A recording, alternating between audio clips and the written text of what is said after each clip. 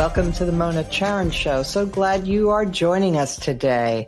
Well, I don't have to tell this audience that we are facing really severe challenges as a country, and we're watching the decay, I would say, of liberal democracy in the United States of America.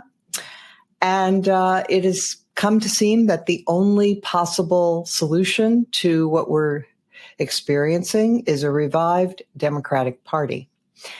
But things don't look so good for the Democratic Party, which is why I am delighted to be joined today by Matt Bennett, who is a co-founder of Third Way, and by the publisher of Bulwark, Sarah Longwell, who is a student of public opinion and studies these things very closely. So let's start with the blockbuster New York Times story a couple of weeks ago that showed that of the 30 states in the country that keep voter registration data, over the last 4 years, every single state has seen a dramatic shift away from registration for Democrats and toward registration as Republicans. Many people are still registering as independents also, but the edge that Democrats used to enjoy in key swing states, for example, is practically gone. So, Matt, first of all, thank you for being here. And why don't you give us your interpretation of those data? Well, thanks for having me, Mona. It is not good. It is extremely bad. There's no way to put a gloss on it. When it's happening in 30 states, something real is going on. And it is of a piece, I think, with the polling that we've seen and probably what Sarah's been hearing in focus groups about how people feel about the party, which is terrible. They hate it right now. Some of the polling, I think, is Democrats frustrated with other Democrats and Democratic leadership's inability to fight Trump in ways that they find robust, which I totally get. So that isn't going to show up in elections because those are Democrats and they're going to vote for Democrats. But the registration data is a whole different thing. And that is really, really scary.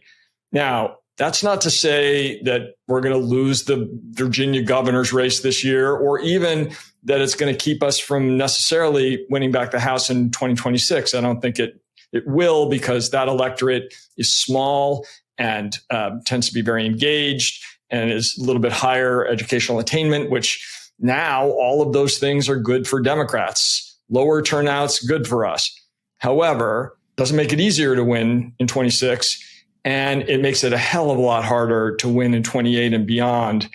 So, and I think the final thing is that it's a really scary statement about how new registrants feel about Democrats. A lot of these people, some of them are changing their party affiliation, but a lot of them are new, and a lot of them are young. And it is very bad for Democrats to have young people registering as Republicans, not a thing we'd seen before. So, Sarah, on one of the Sunday shows, I saw Donna Brazile asked about this. And she said, oh, yeah, the Democratic Party has hired the wrong people to do door knocking and voter registration and stuff. It's all about that. What do you make of that explanation? I mean, I think that's incorrect. I think it's possible that door knocking is not as effective as one might want it to be, that the people who are showing up at an average swing voter's door might do more harm than good. I buy that as maybe a thing, but not the thing. The reason I think that Democrats are doing so poorly are a few things. I think one, people can forget this. Donald Trump still feels new, even to people I think to people our age, but he has been with us now for a decade, which means that a 10-year-old who is a 20-year-old now voting, Donald Trump is not an aberration to that kid. Donald Trump is a normal part of our politics, somebody who has been president before, who's run for election 3 times. And I think the normalization of that cannot be overstated. I also think that 4 years of Joe Biden was a huge problem for Democrats. I mean, the way that it was approached could have been, hey, I'm going to be a one-term president, and while I'm here, I'm going to build a bunch of stars, and we're going to build out a bench. And instead, it was incredibly insular. he ran for a second term when he absolutely shouldn't have. There was very little building that was done, except for maybe infrastructure, which I'm watching Donald Trump and his administration take all the credit for now because it's all just coming online. And so I just which was entirely predictable, by the way. Entirely predictable. And so like the ability to just waste that shot, that 4-year shot, and to have somebody so old and so poor at communicating that, especially for younger voters, like, what is a Democrat? Was it Joe Biden, that crypt keeper that they saw? You know, like this is, so I think that's a big part of the problem. I don't mean to be mean, but I obviously I remain extremely angry at the asymmetry between saying Donald Trump is an existential threat to democracy and, oh, but we have to run this 82-year-old that the vast majority of the party does not think is equipped to run. And obviously the majority of the country doesn't think is equipped to run. And then there's just like the general out of touchness of Democrats, like the sense that, I mean, the party is old. I was looking at numbers the other day around the percentage of people who are over 75 in Congress. And the vast majority of them are Democrats. And so the gerontocracy is real. The lack of ability to communicate is real. And I just think there's a general sense like Democrats, they have not woken up to what time it is. And I think Matt is exactly right. The thing you hear from voters, I did a bunch of series of focus groups where I asked people, I separated them by Democrats who wanted the party to be more progressive and Democrats who wanted the party to be more moderate. And if I showed you those groups, you would not be able to tell me which group was which, because they all have the same complaints, which is not, they're not progressive enough or they're not moderate enough. It's just, they're not doing anything. They're not fighting. They're not out there. I don't hear from them. Where are they? They're old. They're out of touch. And so I think that the left represented online too. I mean, like there's a million reasons. But anyway, I just don't think it's just voter registration. I think there's tons of stuff. I was just thinking there's a complete absence of leadership on the Democratic side right now. Like who are the people, like Gavin Newsom parodying Donald Trump has been the most exciting thing to happen for Democrats in a while. And that's just somebody kind of throwing Trump back at Trump, right? It's about Trump still. Like, where's the Democrat who's telling you, here's what it means to be a Democrat. Here's what I stand for. Here's what the party stands for. Like, I do think the political realignment that Matt was talking about, where you have all these college educated voters who were sort of center right voters who've moved into the party. A lot of non-college working class voters have, moved into the Republican Party, and the Republican Party's changed a lot. Like suddenly it's for punishing flag burning and for tariffs and for a lot of stuff that you'd be like, I don't know, weren't those like the 90s, some of the 90s Democrats taking shares stuff? of Intel? Yeah, right. So for a Democrat today who's watching Republicans do this stuff, they're sort of like, who are we in this other than just the opposition to Donald Trump? And I think until they can answer that question and have messengers who can carry the answer to that question, they're really going to struggle. Well, and Mona, can I make one point about that? Yeah, sure. Which I think that's exactly right. And I think Newsom, as Sarah notes, Newsom being kind of the anti-Trump is one thing. And then the thing that scares me is that the other person that has stepped out as the leader of our party, God help us, is a Democratic socialist running for mayor of New York. And like that is not good. There is no question that he is dynamic and a great communicator and handsome and really good at new media and all of those things. And he's going to be mayor. He's going to win that race. Mm-hmm. But he's also a member of the Democratic Socialists of America, and they are crazy people. And that stuff is easily weaponized against Democrats. But all of a sudden, kind of the bulk of the party, the party tastemakers are really gravitating towards Mamdani, and that is very, very scary. So, yeah, and the enthusiasm for Mamdani is not an isolated thing in the Democratic Party. I mean, let's look at what just happened at their summer meeting in Minneapolis. Okay, the DNC, which is not the whole party, but which is the organ that's supposed to represent the party, had their meeting, and the first thing they did was they had a land acknowledgement. That was the opening statement. And then they heard from on the subject of crime and policing, the person they turned to for a lecture was Insha Rahman of the Vera Institute. Now, I have to say, I don't know her. And she says in some of the news accounts, she says that she was emphasizing being tough on crime. I don't know. I didn't hear the speech. But here's what I do know from looking at the website of the Vera Institute. It's all about ending mass incarceration, dignity behind bars, end the criminalization of people of color, immigrants, and people experiencing poverty, drastically reduce the use of jails, prisons, etc. That codes in a certain way to voters, doesn't it, Matt? I mean, it suggests more sympathy for criminals than for their victims. Yeah, look, the Vera Institute is a very well-meaning group of people, and they're advocates for, cashless bail and a whole bunch of stuff that the left likes, and they do their job well in that regard. The problem wasn't the Vera Institute. The problem was Ken Martin's DNC invited the Vera Institute to give a talk about the politics of crime. Yeah. Remember, this isn't like a talk to a bunch of governors or mayors about how to deal with crime. This is the DNC. Right. This is like how to deal with the politics of crime. And they invited her to give that talk. And that was crazy because she's exactly the wrong person to be telling Democrats how to deal with crime in the age of Trump. And just the very language that they use, I mean, persons experiencing poverty, like that is just not how people talk.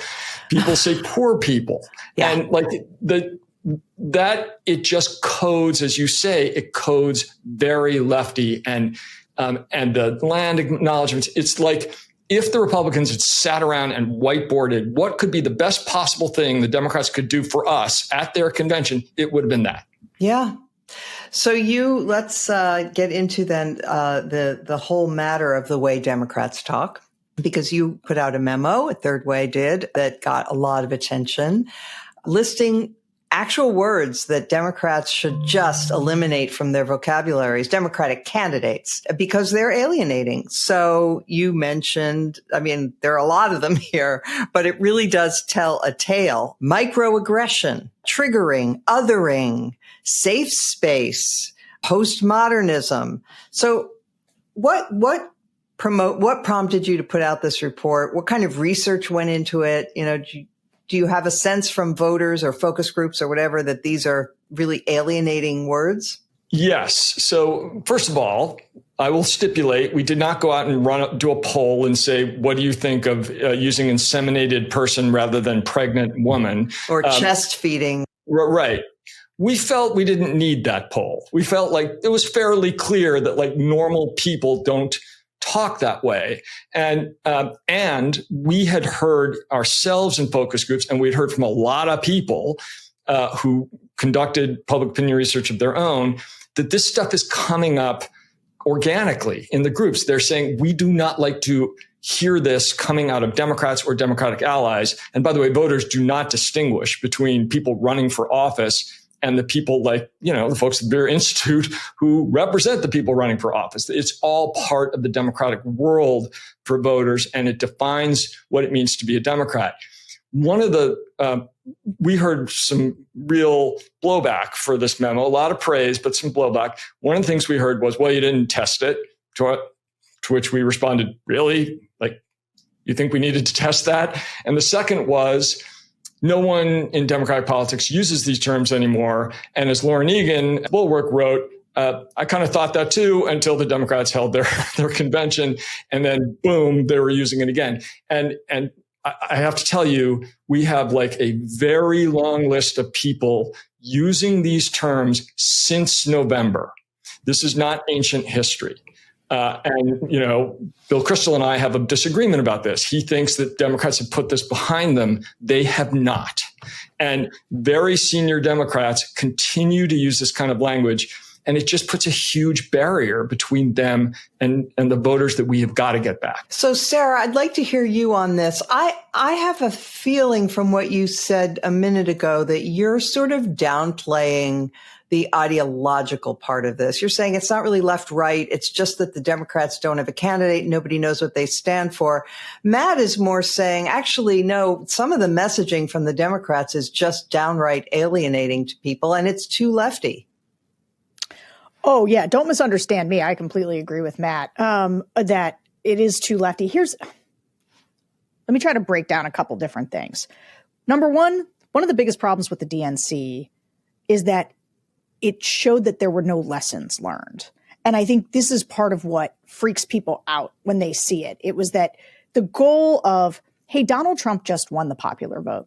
And he won the popular vote after being indicted like 1 million times and trying to overthrow an election. So like, how much do they have to not like Democrats to reelect Donald Trump? Joe Biden wanted Donald Trump. Democrats actually kind of wanted Donald Trump to run again. They thought they could beat him. Yeah. And they couldn't. And so like, why are people so unhappy with Democrats? Well, Democrats should take a look at that. And I think some of it's language, some of it's leadership, some of it's policy, right? I mean, you talk about the tough on crime stuff. This is one of those things where there is an academic conversation happening. Like when Matt says, I don't have to test it, it's because Matt sits in these rooms. Like I sit in these rooms. I'll never forget, Mona, you know this. We're conservatives. We're used to conservative world, whatever. Donald Trump happens. Suddenly we find ourselves in Democratic spaces and they do like make you sit in a circle. Sometimes like pass a conch to talk. And I remember being like, I knew you guys did this kind of stuff. And at first, and it's like, they're snapping in response to things and not clapping because clapping is bad somehow. And like, there's all these rules. And I would say to people, I will never stop being a Republican. And the reason I will never stop being a Republican is because then in lefty spaces, they don't expect you to do their weird rituals, like go around and have everyone say their pronouns. And it is a cultural thing that if you were in political lefty spaces, I immediately became to realize like what these rituals were. I didn't quite participate and sort of was like, guys, I think this is part of your problem. But it's difficult to undo a culture when that is part of the thing that binds you together. And I think what Matt is saying is that people do not realize how insular this stuff is. And I'll give you here's an example just from today. So the CDC is having this insane meltdown right now. And there's incredible resignation letters about why RFK is making health decisions based purely on politics and not on science. They are exceptional letters, except they use language like pregnant person. And the guy signs with his pronouns. He, him, his, right? I didn't care. I cared about the medical prestige of this person. I cared about their relevant expertise. That's what I wanted to know about. But instead, I got to know about their politics because that's what signing a pronoun at the end of your stuff does. It doesn't tell you anything about the person, really. It just tells you what their politics are because it's all a kind of tribal coding that does isolate other people from you if they don't want to do that or they find that sort of ridiculous. And I think Democrats need to let all this go. And this is maybe there's a real strain. I get a lot of pushback on this, and I bet Matt gets a similar version of this. Why are you talking about Democrats and the language they use when this other guy has cops in the streets with their faces covered, is dragging people out? There's a march toward authoritarianism. And what, you guys are going to sit here and complain about the language the left uses? Here's why. The only way to beat those authoritarians, the only way, Democrats are our only hope. They're our only option.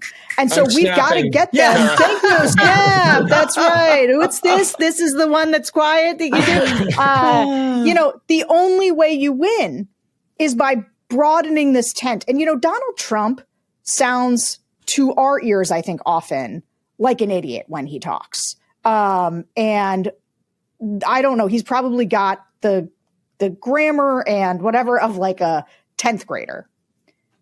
So do a lot of Americans. They understand Donald Trump when he talks. When you say it's alienating or it codes a certain way, it does do that. But also it just makes people be like, I don't know what you're talking about. Like, what does it mean to have, what was Kamala Harris's thing? It's like, what is an opportunity economy?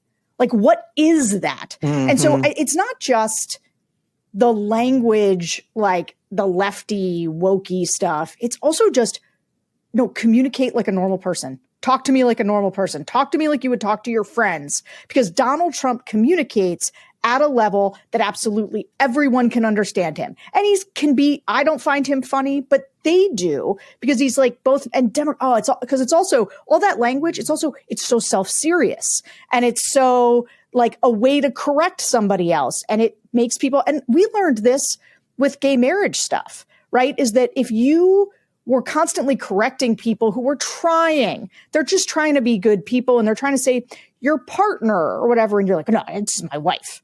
You're like, don't do that. Just be like, yeah, just like, right. Like, don't push people back on the language, because it makes you feel superior, because it does make them feel inferior. And it ultimately alienates them from sort of the good nature approach they're taking to accepting you. While we're piling on, let me just say that sometimes these changes in language really strike me anyway as nothing more than a power play.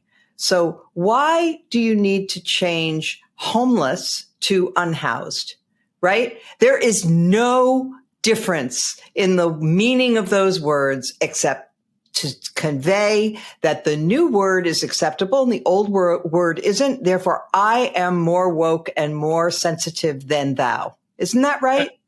100%. You know who doesn't care about the difference between homeless and unhoused? Is the homeless. Exactly. You couldn't care less. And let's talk about solutions, which I just did on a recent podcast, rather than simply, showcasing that I use the right terminology. So I couldn't agree more with every word that both of you said. And the signal you're sending when you use the term unhoused is, I think you are uneducated. I think you are a bigot.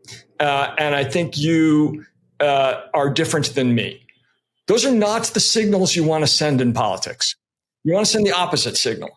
And by the way, I learned everything I know about politics from Bill Clinton.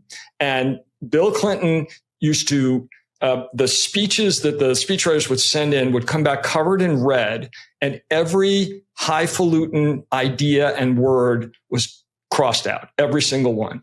This is not because Bill Clinton wasn't smart enough to convey that kind of thing. Bill Clinton went to Yale Law School. Bill Clinton's pretty smart, but he understood politics at such a fundamental level. And the way that he talked and the policy ideas that he proposed were simple, sticky ideas. I'm going to put 100,000 cops on the street. Exactly. Very simple ideas. You may agree or disagree with it as a policy matter. I'm going to reform welfare as we know it. A lot of people hated that, but everyone kind of understood what he was talking about.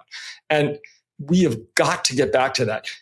You can pull off highfalutin rhetoric if you are a generational talent like Barack Obama, but there are not many of those in democratic politics. And that was a very different moment.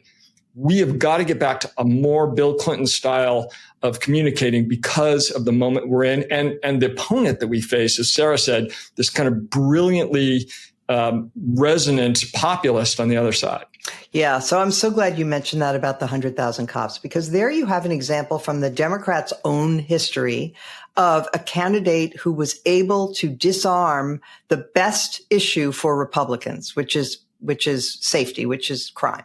He was able to do that by being for more cops. What have we seen in the last several weeks as Trump is militarizing the National Guard and putting American troops on the streets of our cities and threatening to do far more? We see a lot of Democrats, and I understand that you want to correct the record, and it's very understandable, but crime is coming down. Crime is not increasing, which is true, but you have to quickly move past that, it seems to me. Don't you agree? Quickly move past that and say, here's what we need to be doing about crime. And Trump is getting in the way because he's spending all these billions on ICE, which we do not need. And that denies money for cops that we do need. Sarah, what do you think about that? Well, I watched Muriel Bowser's press conference yesterday, and she's praising Trump. for putting these cops. She's talking about the reduction in crime. And I was flabbergasted by the way that she approached it. I thought it was insane. But I understand. Here's what's happening is like, and this goes to the policy part that I was talking about before. Like some of it is policy. If you ask Americans, and we do, like in every focus group, we just ask right at the beginning, how do you think things are going in the country? And that's where we get the most information, just right off the bat. Because the people tell you what they care about. They care about the economy and jobs. They care about prices. They care about immigration. And they care about crime. Now, they also care about healthcare. That's the one that really, the cost of healthcare is the one that plays more to Democrats' strengths. But like at some point, you just have to say, what do people care about? And how do I talk about that? And if you don't do it, the authoritarians will. Yeah. Because they want a closed border, which doesn't mean they don't want immigration. People do want immigration. And this is a big, complicated subject that we're not going to be able to wrestle the whole thing to the ground. But people want a closed border and then an orderly process for people to immigrate here. It's not an insane thing to want, right? They don't want people to come across illegally. They want to know who's in the country. They want to know that there's a system and a process in place. Okay. They want safe schools, safe streets, right? And so if Muriel Bowser had said, we do not need the National Guard in Washington, D.C. We do not need ICE with their faces covered, dragging delivery men off mopeds. What we need is more cops who understand this city, who walk the beats of this city, who this community trusts, and Donald Trump is making it worse. You want to you cut our budget. Give us our budget back and let us hire more cops and we'll take care of it. And the lack of ownership for her own city, for her own cops, for her own responsibility. That's like, you let the federal government do that when things are so bad that your community is sort of begging to get out of that distress. And so you can't say, yes, crime was coming down because it was really, really high during the pandemic. I lived in this city. I watched everything be boarded up. I watched all the encampments in all of the circles in the grassy areas. Like, it was not pleasant. It was scary. I wouldn't bring my kids downtown. So, but that was the pandemic, and we've been coming out of it. And so a lot of the crime has been coming down. You still have to say, I recognize that there is too much crime in these cities and that there's too much just like garbage. Like, people don't want to live where there's lots of detritus. We used to have these amazing metro systems here in DC. Yeah. And now they're terrible. Yeah. And so like, people notice that stuff. You can't just pretend like it's not happening, and you should have a solution that cares about the people of your city. But like, if you don't have a solution, they will weaponize it this way for more power. So, Matt, I would give you two contrasting approaches. Matt, I'm sorry I'm talking so much. No. This is your show, man. We're all very passionate. I mean, it's not like there's anything at stake here. Matt, let me give you two contrasting approaches to this whole crime thing. The mayor of Chicago, who at that press conference that was convened by J.B. Pritzker, the governor of Illinois, he got up and he started talking about how much they've brought crime down in Chicago. So that was one approach. Pritzker said if Donald Trump was actually serious about fighting crime in cities like Chicago, he, along with his congressional Republicans, would not be cutting over $800 million in public safety and crime prevention grants nationally. Trump is defunding the police, Pritzker said. There's a reason the mayor's approval rating is about 20%, and Pritzker's approval rating is much, much higher. And it goes to what Sarah was saying earlier. You cannot tell people what to feel, and you cannot use data to convince them of anything. Data is useless in American politics. We learned this last year when Democrats were running around saying, well, actually, the economy is going pretty well. Look at the macroeconomic data. Everything's pointing in the right direction. And Americans were like, are you nuts? Like, I can't afford the groceries. And we just lost that in a rout.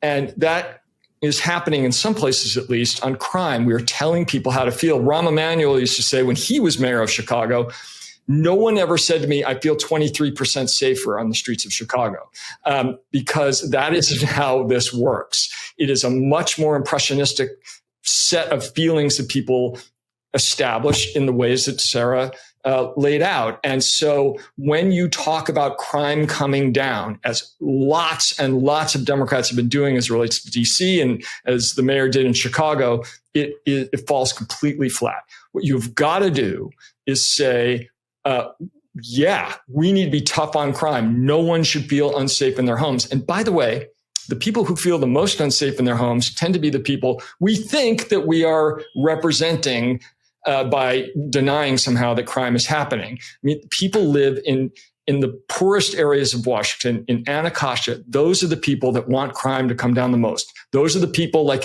when Minneapolis had the Defund the Police initiative on the ballot, it lost in a huge, overwhelming rout, and it lost most in the Black and Hispanic neighborhoods because those people do not want to defund the police. They think that's nuts. Exactly. So what we've got to do is essentially exactly what Sarah said, which is, and what Pritzker said, which is said, goddamn right, we're not going to defund the police. We're going to have more police. And the Republicans in the House have stolen $1.1 billion from the District of Columbia. We need 500 more cops on the MPD. Those are the people that are bringing crime down. And we need to do a lot more, and we need more of them. And sending a bunch of National Guard troops who are not trained for this mission onto our streets gets in the way of that. Doing ICE enforcement by arresting a bunch of Uber Eats drivers gets in the way of that. What we need is real help in fighting real crime. Sarah, one would have thought, like earlier you were saying that one of the most depressing things was seeing that Democrats don't haven't learned the right lessons, haven't seen. And one of the things that has been characteristic of Democrats throughout my lifetime is that they assumed that they were the party of the working class, Blacks and Hispanics, that they had a lock on them. And the youth vote varied, but frequently the youth vote too. And one of the huge lessons that at least I took away from last year's election was, look at the working class. Oh my God. It's fleeing from the Democrats. And that includes African-American members of the working class and Hispanic members of the working class who are not grooving to the messages that the Democrats are putting out there. As Democrats moved to make sure to call people Latinx, the number of times I've had to ask Democrats, like, what is this? Like, what? I don't know what it means. And I'm a highly engaged political individual. And I was like, what is this? And then, there's some long explanation. And as a member of I was at a Dem thing, and one of the guys got up and said, I hear what you're saying about, how difficult the trans issue is and how much, we're losing on these cultural issues. But I want to be a good friend to LGBTQIA plus people. And he was like a 50-year-old middle-aged man trying to choke that out. And I was like, sir, as a member of the LGBTQIA plus community, please do not say all those letters. You don't need to. The gays or just whatever. It's like, I was making jokes about being a lesbian in this contest, and I could feel the Democrats in the room like nervously laughing. And I swear to God, if Democrats don't figure out how to be more fun about the diversity in their party, like the way that you want to be intersectional, then like make it great to be able to talk about all of our differences and in an open way, in a way that makes us feel connected to each other, not isolated in our little boxes. Like the way that Democrats have academized, I don't know what the word is, but the way that they've done that, it has sucked the lifeblood, the humanity out of like what the movement is supposed to be about. Such a good point. It makes people feel so worried that they're walking on eggshells all the time around Democrats. And we're doing this in a moment where an openly racist guy is the president of the United States. Nick Fuentes is part of his coalition. We do not need to be so damn careful about this. The other side is absolutely vile. And why are we getting ourselves wrapped around the axle? I don't understand. Yeah. And it's one of the things that always strikes me is like, what a luxury the language stuff is. Like if we can all afford, I guess, to live in the student union at an elite college campus, if democracy's humming along and the economy and everything else, but like when fascism's at our doorstep, we might have to let some of this stuff go. And like the way that people say, like, well, don't throw trans people under the bus. And I'm just like, you know what the number one way you can protect trans people? Elect Democrats. Let them win. And like, and how do they win? Probably not by highlighting the trans sports issue. Like, like don't let the groups dictate what you say. These are 80-20 issues and you're on the wrong side of it. And which isn't to say, protect the dignity of every person. Say you're there for people. Okay. This idea of like, well, throwing trans people under the bus to say that, a male swimmer who changes their sexual identity to become a female swimmer in college and gets this, like, that is not throwing trans people under the bus. Okay. That is not to say that that is not okay or that you oppose that is not the same thing as throwing trans people under the bus. Like there are ways to address these issues with humanity, but that are also politically resonant.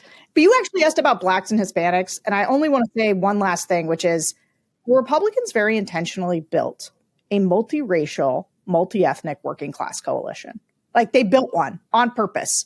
And they do have a vile racist. But I listen to black people all the time who are like, I want to be rich. I want to be a business person. I think and they don't find Donald Trump.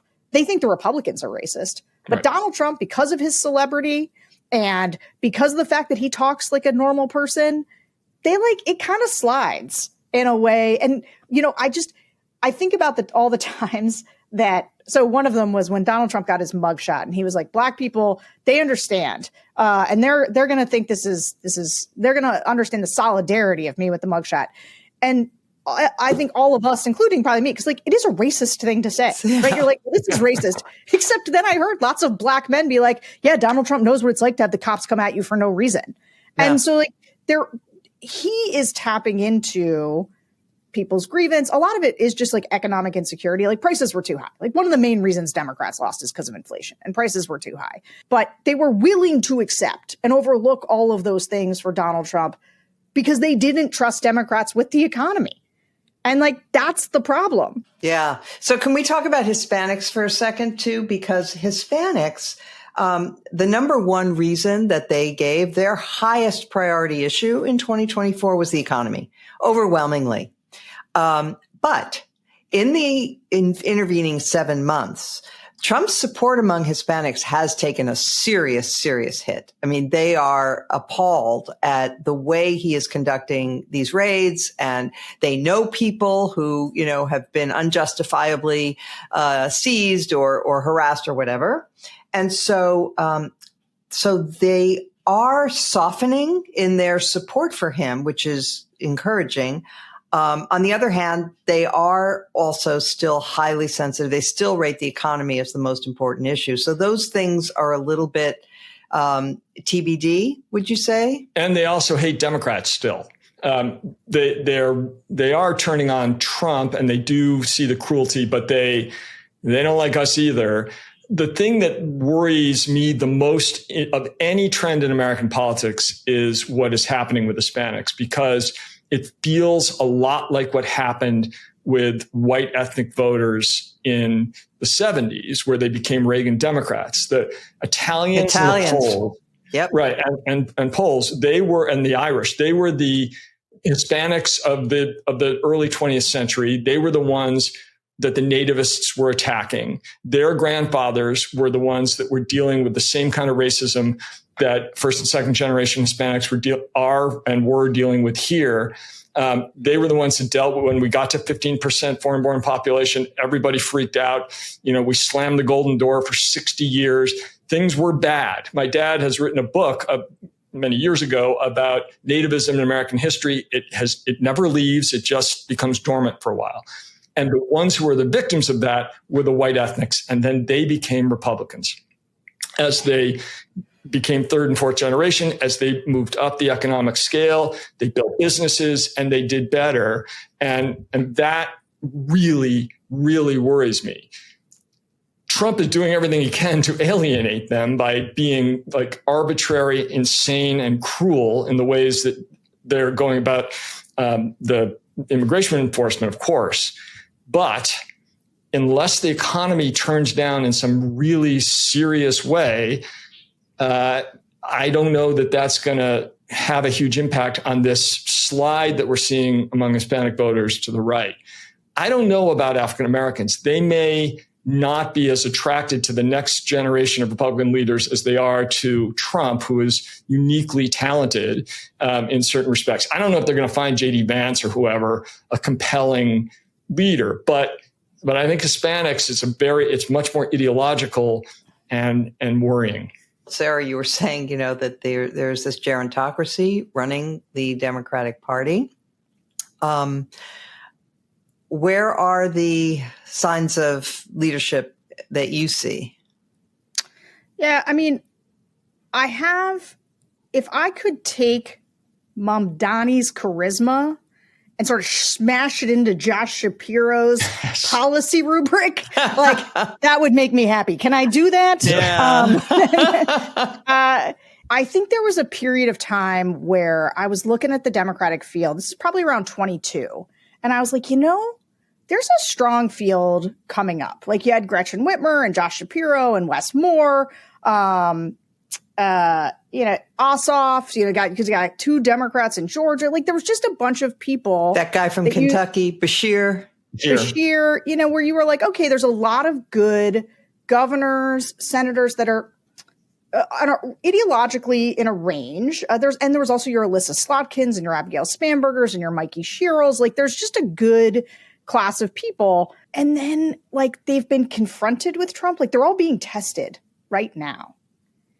And what you end up with are basically the people who are, I think, because they're temperamentally progressive, they are more willing to bring the fight, and or the hyper ambitious to the point where it's slimy and people like recoil at it. Newsom. Yeah, right. You get a Newsom, but like Gretchen Whitmer got tested. And Gretchen Whitmer failed. Utterly. Like she stood next to Trump. She hit her face. She's, and now she like, I'm not sure her political instincts could have been worse. Yeah. And Josh Shapiro, who I still think very, very well of, these are the moments where you build your name ID. These are the moments where you show people who you are. He could be, I think, very important in the Democratic internal rift between Israel and Gaza and the way that is sort of tearing the Democratic Party apart. I think to have a Jewish governor who's deeply popular in one of the most important swing states, being both very critical of Bibi while also defending, his Jewish faith and who's been attacked for his Jewish faith. Like I think that there is a lot he could work with, but he's like not like it's like the ambitious. What is that? It's the worst are filled with sound and fury, and the best lack all ambition. I can't remember all conviction. Yeah, it's just.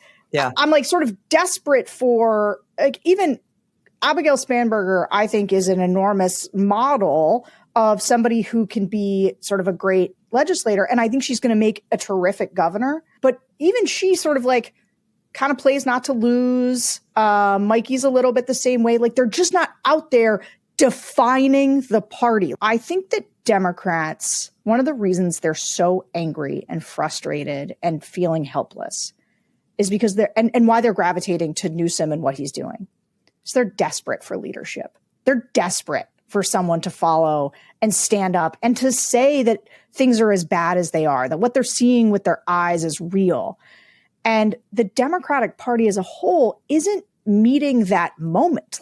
And so the voters, one of the things that has struck me is that Republican donors are pretty normal, but their voters are crazy. Democratic donors are often pretty crazy. The voters are pretty normal. Like the black voters are super moderate. A lot of the college educated suburban voters, like it is the rap on like who the base is of the Democratic Party, I think is unfair. I think the Democratic Party's base is a bunch of pretty normal people. And those, who I see protesting? it's like 75-year-old men and women with very well grammared signs who are out there, and they're not blue-haired, people with tattoos all over the place or whatever. It's like your average good citizen out there saying, no, I want American democracy to survive. And I just think that those people, the voters in the Democratic Party, are going to have to surface their own leaders through creating a mass movement that pushes back on this, because I just constantly have this sense that the leaders in the Democratic Party, such as they are, they're scared of their own shadow. They're built for a different era of politics, and you're going to need to surface new people for them to sort of meet this moment. Matt, when you look at polling, of Trump, you consistently see, 65% disapprove of his handling of the economy, 62% disapprove of his handling of foreign policy, blah, blah, blah, blah. Right down the line, people are so dissatisfied. Of course, all the Republicans are in lockstep in support. But if you look at Democrats and independents, you get to those numbers for the whole population in general, 62, 63% disapprove. And I don't know, it strikes me that all you would need for a Democrat to be successful would be to present somebody who doesn't just repel people by being too woke or too lefty, but rather just speaks for average people, talks about prices, talks about democracy in a way that's very understandable, and talks about crime in a way, just a moderate who doesn't repel people and isn't 85. Don't you think there would be a tremendous upsurge of support? Because Trump isn't popular. Yeah, I do. And I certainly agree with Sarah about the hunger for leadership right now. And I basically agree with her take on the various leaders out there. I think there's a few others that are doing interesting things. I don't know if Rahm Emanuel is going to be our nominee, but he is an interesting guy saying interesting stuff. The problem for him is he doesn't have a platform. He's not in office right now. And there's others like him. It is a fluke of the American system that when you're out of power, you have no leader. There is no leader of the opposition in our system. And so, like in the British system, there is, and sometimes that's good, as it was with Keir Starmer when he was in opposition. And sometimes it's bad when Jeremy Corbyn was the leader of the opposition because he was a left-wing anti-Semitic nutcase. And so that was bad for the Labour Party. But when they had somebody that was a normie guy like Starmer, they ended up winning fairly easily. We will have that, but we won't have that for a long time. Ultimately, we will have a nominee. To Sarah's point, our voters are very normal. They vote like pundits in presidential races. I've literally seen, you've probably seen this too, Sarah, I've literally seen people say in focus groups in Iowa, well, I think the average voter would want this. I was like, you're in a focus group. That's you. But that's what they're going to be, an enormous hunger for somebody that can win, that can beat the MAGA forces, whoever leads them.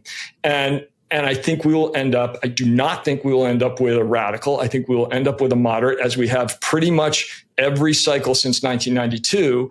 And I don't know who that's going to be, because another thing in our system is people seem like they might be good presidential candidates, but you don't know until they are one. I mean, Ron DeSantis was supposed to be good at it and couldn't hit a major league fastball, as it turns out. He was a good AAA hitter.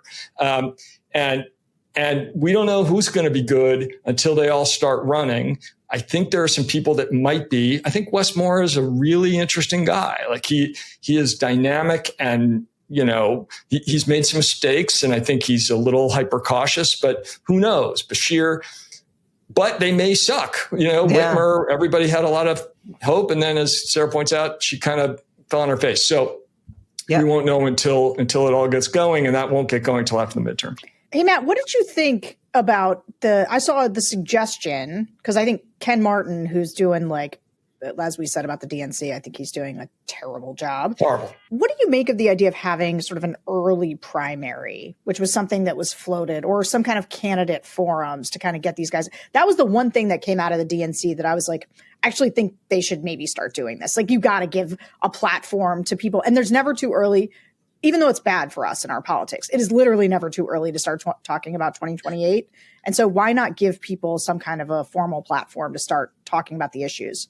Yeah, I think that would be fine. I think, as we know, of course, only the super dialed in will be paying attention then. And then it does disadvantage both Moore and Shapiro because they got to run for re-election next year. And Shapiro's is not a slam dunk, as you well know. He will probably win. And if he does, that'll be a really good thing for him because he will have won twice in Pennsylvania, which is like the center of the target in the general election of the presidential. But nevertheless, like he's got to it's the phony war period where he's got to pretend that he's not interested in running for president. I mean, perish the thought. Of course, all he wants to do is become governor again. And so he's got to like play this game with donors and play this game with national Democrats. And so I think it would be very tricky for them. Be easy for Rahm, easy for Bashir and Newsom, these guys who are termed or don't have jobs, but harder for those guys.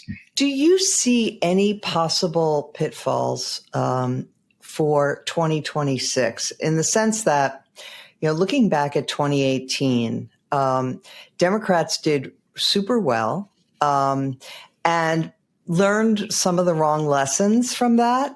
Certainly Biden did. But do you think there are pitfalls? Look, we now know that the Democrats are going to be the party that profits from a lower turnout election. So this is going to be an off cycle. So it already favors the Democratic Party.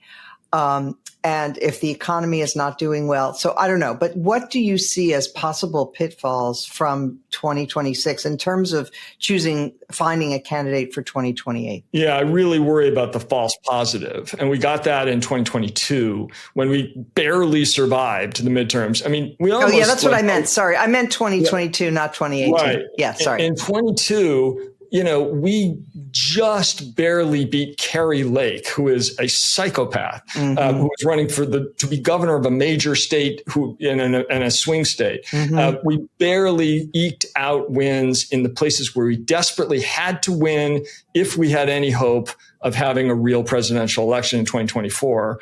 And then, as it turns out, none of that mattered because Trump won fair and square. But the lesson that Biden took was everyone loves me, which was nuts. And so he ran again. And the lesson the party took was everything's fine, also nuts. So we cannot allow that to happen. I do think in the kind of don't fight the last war thing, I do think the one good thing is I think a lot of Democrats understood that we drew the wrong lessons out of 22. In 2018, though, by contrast, a whole bunch of moderates won in those races. We kind of beat Trump pretty bad. We got, I think, 34 moderates flipped seats in the same cycle that the squad came on the scene. AOC won her primary against Joe Crowley. Everybody got all excited. A Democratic Socialist in a weird June primary in New York City, a young, dynamic, telegenic DSA member sounds kind of familiar. And so we have got to make sure that between this year and next, we draw the right lessons. And the lessons are, if you're Abigail Spanberger and Mikey Sherrill, if you're Janelle Stetson, if you're Paige Cognetti in Scranton, if you're these moderates that can flip seats, that matters. And turning a blue place bluer like New York City does not matter. And if we can draw those lessons and the party moves in that direction, that could be helpful. Okay. Last question. I'm going to play devil's advocate. Okay. I'm going to be the progressive. And I'm going to say, it's not just about, playing it safe and trying to be moderate. You have to energize your base. Otherwise, they're not going to be excited enough to do the work and to go to the polls. The fact is Barack Obama is nobody's idea of a moderate. And look, he swept all before him because he excited people and he really believed in things and so on. And Mamdani is doing the same thing. And you are just, overlooking a very important part of politics, which is the excitement and the passion that comes from true belief. How do you respond? our good friend Bill Galston and my friend Elaine Kamar co-authored a paper called The Politics of Evasion, in which one of the chapters of their paper was the myth of mobilization. And what they wrote was Democrats harbor this myth that if we have enough excitement in our base, that will mobilize voters that are low propensity and that will sweep us to victory. And they wrote that paper in 1986. This is not a new thing. And it was true then, and it has been true every single cycle since. And the one time it was not a myth, the one time that we had a very exciting candidate mobilize voters that might not have voted otherwise was 2008. Donald Trump. For our side. But no, to be sure, Trump did it too. But our side has done it once with a world historic figure and a generational talent who actually did kind of run as a moderate. If you look back at what Obama was saying, and then he governed as a moderate, to be sure, to the great disappointment of the left.